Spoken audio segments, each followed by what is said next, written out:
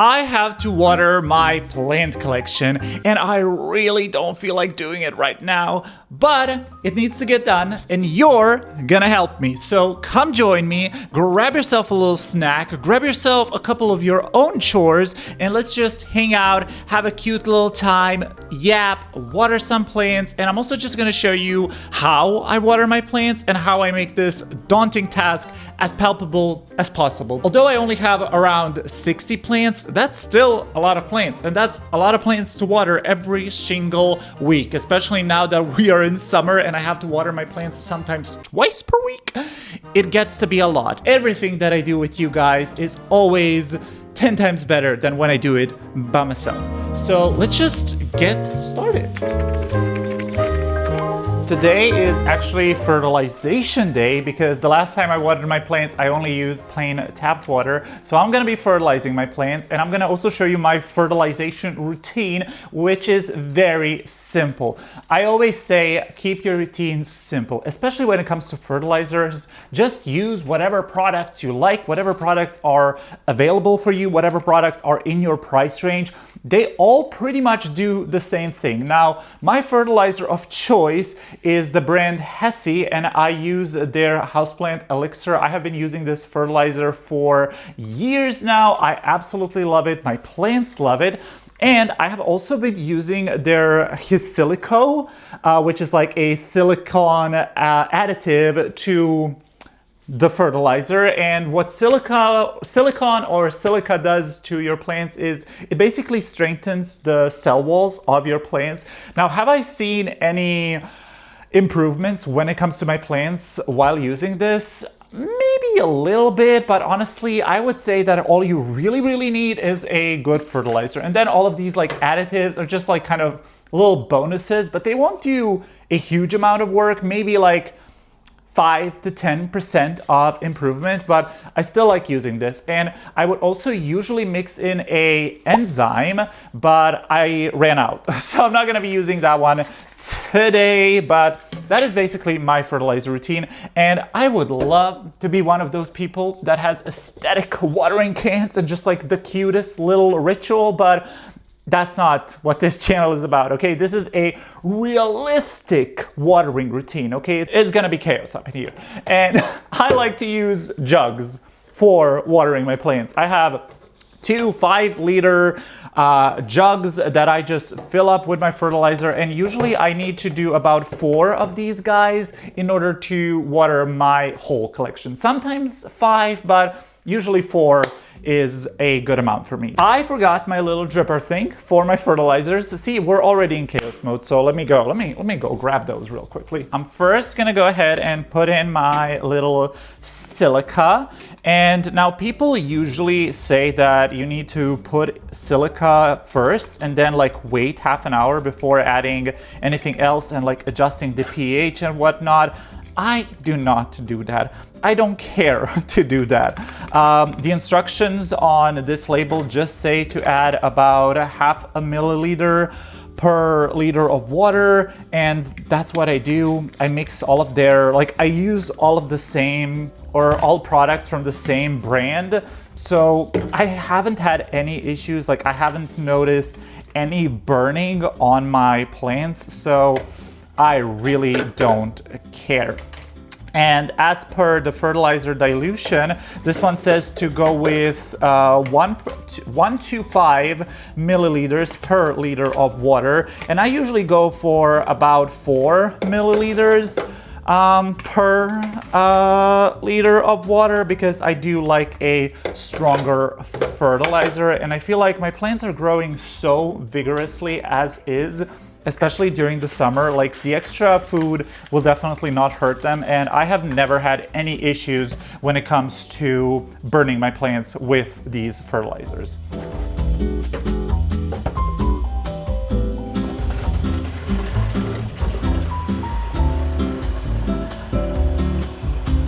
I'm gonna fill those 2 jugs up with water, and then we will get to the fun part, which is actually watering my plants. The fun and also the time-consuming part. Oh boy. I usually start off in this area over here, and then I make my way around the apartment. Obviously, the biggest task is watering my giant plant shelf, and then I end in my bedroom. Now, the way that I water most of my plants is just in place by filling their little cover pots with some water. Most of my plants are in transparent plastic nursery pots with cover pots, and that's the kind of setup that I really love. Back in the day, I used to take every single one of my plants to the shower or to the sink and water them that way. And I still sometimes do that. But especially now when it's summer and when it's so hot and when I have to water my plants so frequently, I like to just be able to give a little bit of water to each one of my plants and just be done with it in like about 45 minutes. If it takes me more than 45 minutes, chances are it's not gonna get done. And I just make sure to give the plants a thorough drink, and I definitely lift their little pots and see if all of the soil is actually moist enough and if the water made it to the bottom, because that way I know that the entire soil ball got some water. And I actually feel like my plants really like it when I give them a little bit of a water reservoir, especially plants like anthuriums that are just generally very thirsty. They love to have a little bit of a water reservoir, and I keep that water reservoir even for plants that are growing in soil. And a lot of my plants are actually grown in semi-hydro, like this Monstera Thai constellation. And watering plants in semi-hydro is the easiest thing ever. I just dump some water in, I watch the little meter go up, and it is easy breezy, lemon squeezy. Now, I will say this Monstera has been drying out like crazy lately, which lets me know that it needs a desperate repot. Let's actually look at the root situation. I'm pretty sure that she is due for a repot. Oh yeah. Oh yeah, you can definitely see a lot of roots and they don't look the greatest. So, oh God, I think I needed to repot this plant a couple of months ago, but we'll get to her. We'll get to her eventually. And I use Elho pots for the majority of my semi-hydro plants. I just love their pots so much because they actually come in fun, different colors. It's not just gray, black, and white. For example, my begonia white ice is in this really cute, dusty pink one.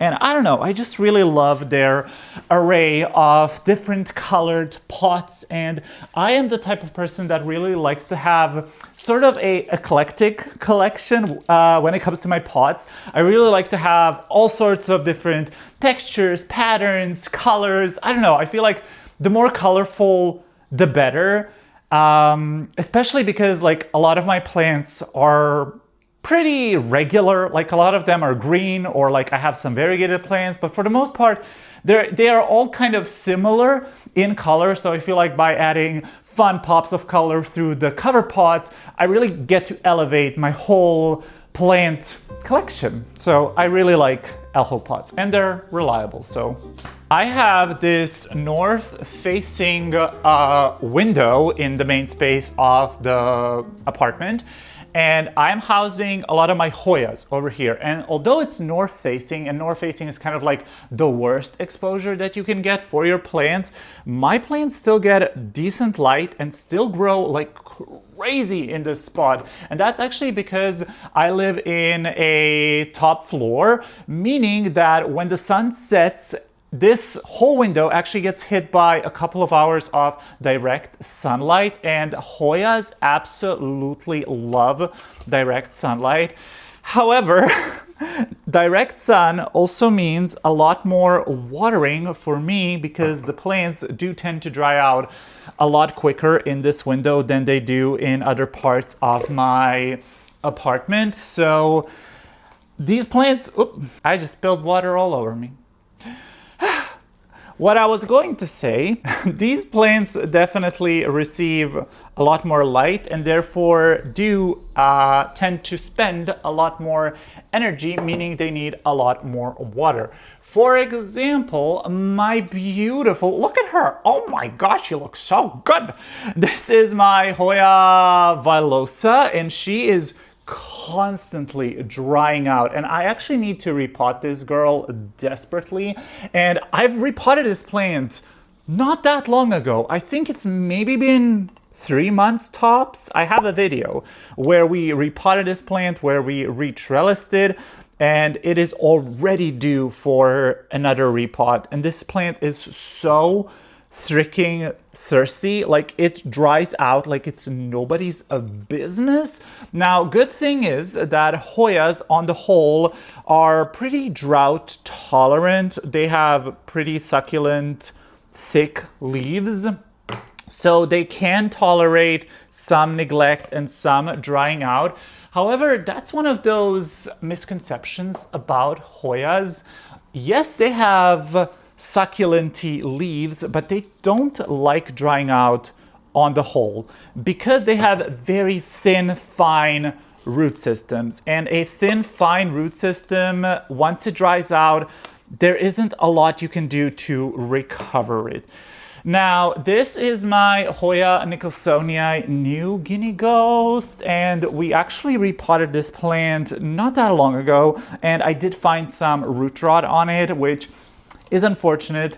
She's doing fine. Some of the lower leaves are looking a little bit wrinkled, but I'm just gonna let her do her thing and we will see. Hopefully she will recover, and if she doesn't, I'm just gonna take some cuttings and root them and start the plant over. This is a hardy plant, so I can definitely save it, but obviously I don't want to lose it because I love that plant so freaking much.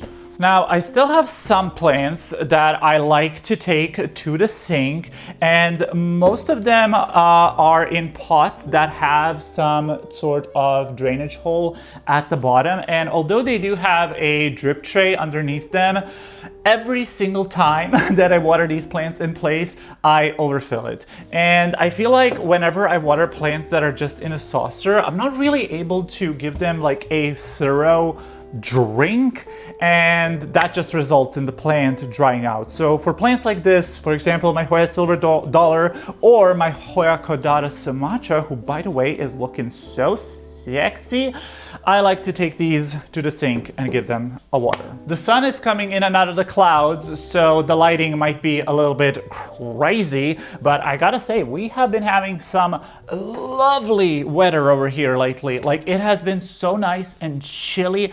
I loved it. I would sit every single morning and night on my balcony and just read and chill, and I even had to put on like a cute little cardigan a couple of times.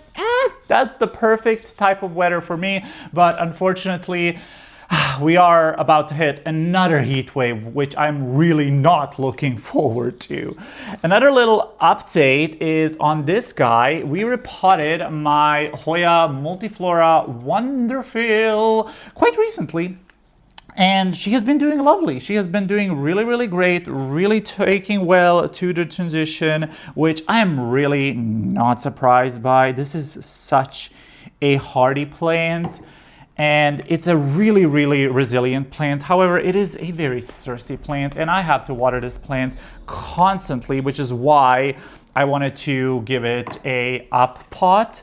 And so far, so good. And she is clearly just so cute. And I really hope that she gives me a couple more blooms this season. That would be stunning.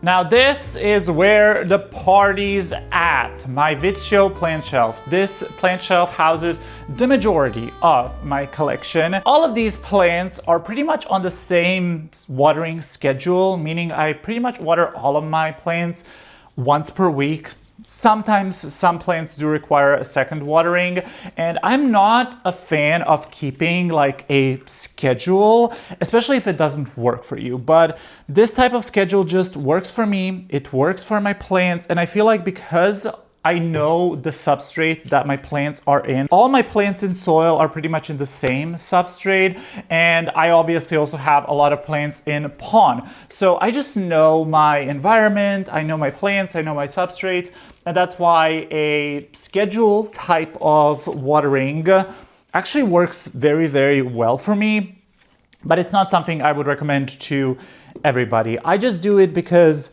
it's the most convenient way for me to keep on top of watering, especially with, you know, a job, other hobbies, wanting to see friends, you know. This hobby can definitely be very overwhelming and all-consuming, and I am a big believer in the fact that we shouldn't let our hobbies, especially our plant hobbies, dictate our lives. Plants are supposed to be an additive to my everyday. They're not supposed to take away from me enjoying life and being able to do things outside of taking care of my plants. There definitely were periods where, as a beginner plant parent, I was just putting way too much time and effort into my plants, and I feel like now that I'm kind of doing less, I'm getting more rewards out of my plant collection. So I say when it comes to plants, sometimes less is more. But definitely not allowing your plants to go bone dry between waterings is, in my opinion, the key to having a beautiful, thriving plant collection. You obviously don't want the substrate to be sopping wet at all times, but if you let it dry out way too much between waterings, the roots will just die, and ultimately you'll get root rot, you'll be unhappy, the plants will be unhappy. So I just try to make sure that my plants get pretty regular waterings. Sometimes I miss a watering, sometimes I will overwater a plant, but honestly, I feel like 99% of the times when I encounter a issue with my plants, I can fix it. It takes time, obviously, but I can fix it. So I try not to be too harsh on myself. If I miss a couple of waterings, oh well. Sometimes I have overwatered a plant because I'm not careful and I just dump some water in there. Oh well, it happens. Shit happens. We're human after all. And listen, plants in nature aren't perfect. So how are we expecting our plants in these suboptimal conditions to be perfect? They can't. So I just try to relax and take it easy. Relax, take it easy.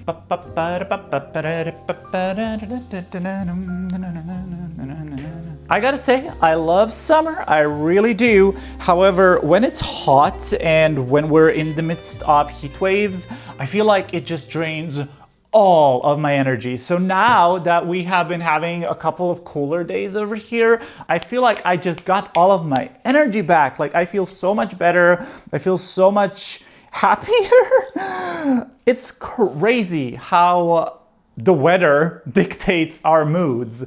You know, in the winter, I'm sad because there isn't enough sun, and in the summer, I am tired because it's way too hot. I have also been really good at getting back into some of my routines and habits, like reading and working out and running, hanging out with friends, and just being outside of the house. Like I've mentioned earlier, I'm spending a lot more time on my balcony right now, which feels lovely because before I haven't really utilized my balcony that much. I basically just used it for storage, and it's not like the cutest balcony out there, but hey, it's a balcony and why not use it, right? I used to be sort of terrified of watering my plants in place, but I feel like I've gotten really good at knowing how much each of my plants needs. And that just comes with experience. It comes with time. You know, you have to get to know your plants. Every single plant is unique. Even if we have the same species or genus, they will behave vastly different plant to plant depending on their own DNA, on our environments, on the way that we care for them, on the products we use, on the tap water we use, on everything. There's just so many factors that go into plant care. which is why I never like saying, oh, just spilled some water.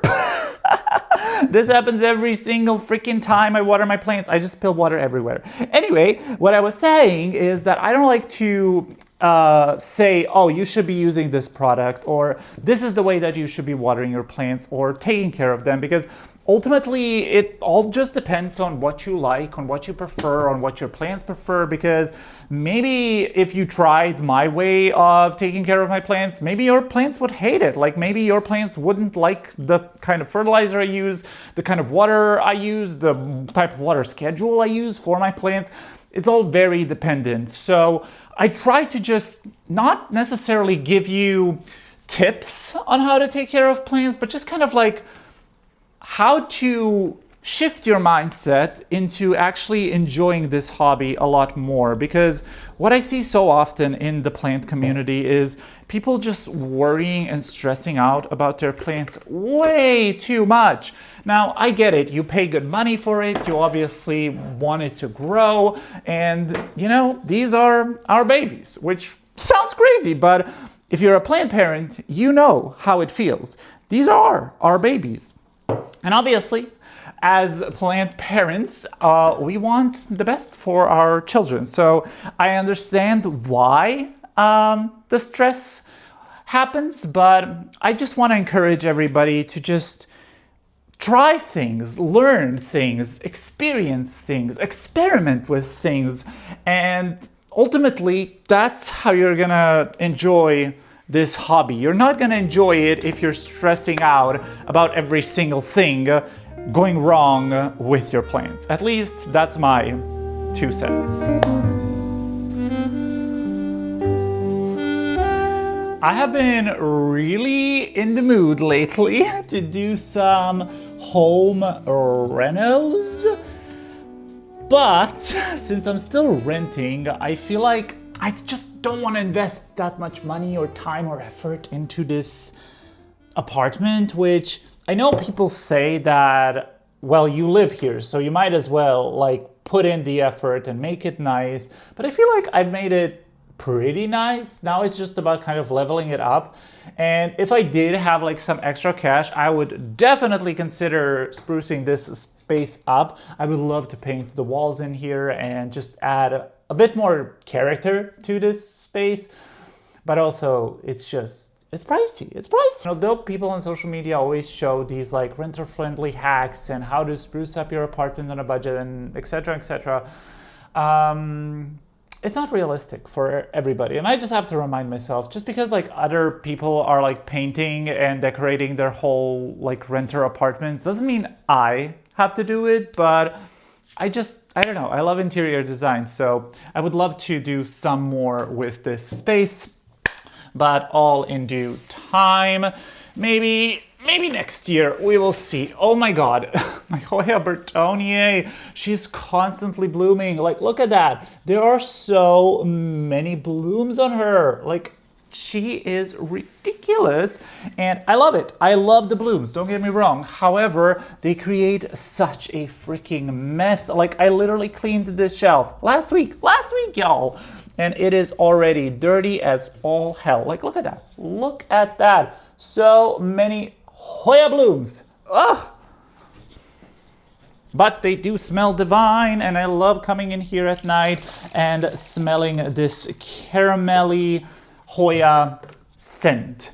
What is your favorite Hoya flower scent? I'm really curious. I feel like thus far, like not a lot of my Hoyas have bloomed, obviously, but out of the ones that did bloom for me, the Bertonier F is definitely the one with the nicest smelling blooms. So I do love the fact that she is blooming for me so often. And she is just such a huge beast. She probably could use a repot, but I'm not gonna even attempt to repot that plant. She's gonna stay in that pot for a bit longer. Speaking of repots, a plant that I really need to repot, I needed to repot this plant for months now, is my lemon lime Maranta. Let me get up in here. Look at that. Look at that. This is insane. This is crazy. There are so many roots in here.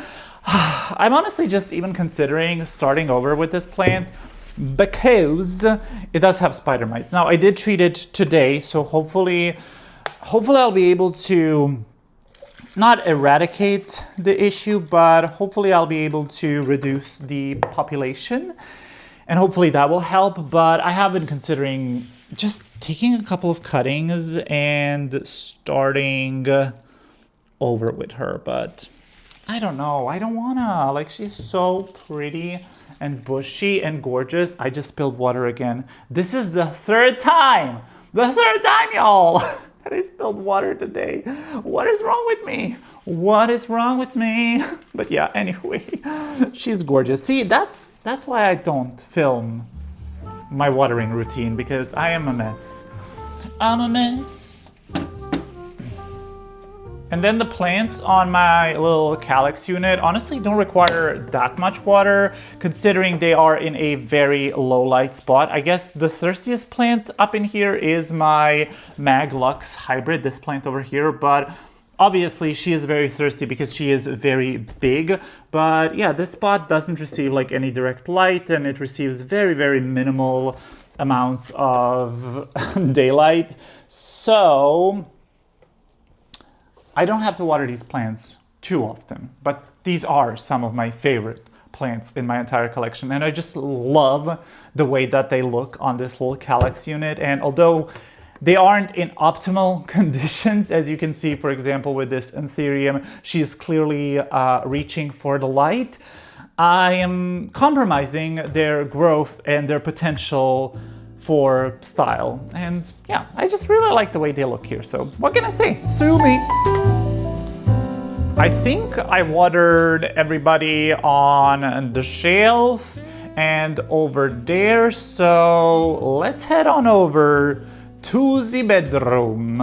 I don't know if you can hear it, but I do have my balcony door open and there are birds chirping outside my window. And I absolutely love that I have like just a bunch of birds in front of my window, because having nature in a urban city is truly a rarity. However, they are quite annoying when I try to sleep in.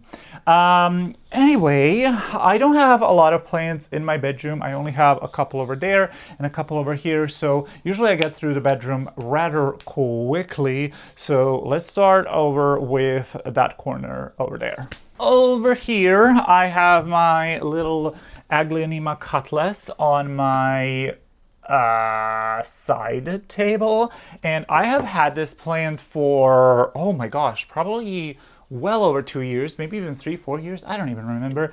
But this plant is such a resilient plant. I absolutely love it.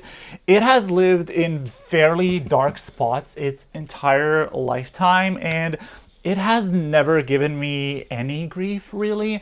Now it does get pretty decent light actually in this room, and it is also supported by a Growgang Pianta light. Well, the Growgang Pianta light is mostly for this Ficus benjamina over here, because obviously I love my Ficus benjamina, and ficuses do require a lot of light, but it does get some light from that grow light as well. And I feel like she's happy in this spot, and I feel like my Benjamina is also happy in this spot. She's growing really, really well. I used to have her like on a little pedestal, but I moved her to the floor because she was growing quite large and actually hitting the grow light. So yeah, eventually I really hope that this plant will just turn into a tree and that it will go all the way up to the ceiling. That would be lovely. And then finally, we have my little Aglaonema Silver Bay over here. And if you've been on my channel before, y'all know that I love my Silver Bay. This is probably just one of the easiest, one of the hardiest, one of the most beautiful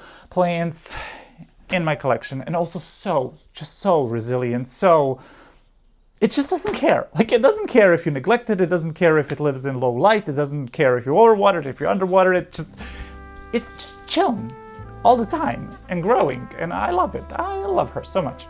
so much. This is gonna be very backlit, so I am very, very sorry. But I do obviously have a couple of plants against a south-facing window. This is actually a small little window, and then like the balcony door that also has a window. So this spot receives some pretty nice amounts of light. And over here, I just have my little Cebu blue. I have this guy, which I cannot remember the idea of it, but honestly, I am thinking of getting rid of this plant. I got this plant sometime in the spring. I did like a little video where we went and bought this guy together, and I don't know, it just hasn't been growing well for me, and I don't really like it. And yeah, I think I'm gonna be getting rid of that plant. And then finally over here we do have my stunning Calathea warshowitzii. Now, as you can see, she isn't looking as beautiful and perfect as she did a couple of months ago, and that's because she has been drying out way too quickly. This is again a south-facing window, so it receives a lot of light, and plants in here dry out quite frequently. And obviously Calatheas just absolutely hate drying out, and it's my fault. It's my own fault for letting it get to that state. But now I'm trying to be a little bit more cautious. And then over here on the window, I just have two little planties. One of them being my Ficus triangularis variegata, who is looking so good. Like, this is the best that this plant has ever looked for me. Like, it is just so stunning. I absolutely love this plant. And then finally we have my Monstera Burly Marxish Flame, who is looking so good. And she's actually working on a new leaf, y'all. She's working on another new leaf. Like, this one literally hardened off maybe a month ago, and she's already pushing a new one. Ah, so exciting. Now, in theory, I should also be watering this moss pole. You know what? I'm going to water the moss pole. I'm going to give the moss pole a little bit of water. Usually I don't water my moss poles, and that's just because I'm lazy. You definitely should and need to water your moss poles if you want to actually see some success with growing plants on moss poles, but I don't know. I just really don't like watering them because the water gets everywhere, especially if they do get dry. It's just such a mess. And as you saw throughout this video, I'm spilling water everywhere as is. So I don't need something like dry moss to spill even more water for me. You get what I'm saying? That's pretty much it. We watered the main space, we watered the bedroom, and we watered all of the plants. So yay, successful watering day. Thank you so much for joining me, keeping me company. And if you've made it to the end of this video, truly thank you. I mean, you are the best. And this was a lot of fun, and definitely a lot more enjoyable than if I were to do it on my own. And I hope you got some joy out of this video as well. And if nothing else, just some good old yappy company. I hope you have a super amazing, fabulous, gorgeous day, and I will see you in the next one. Goodbye!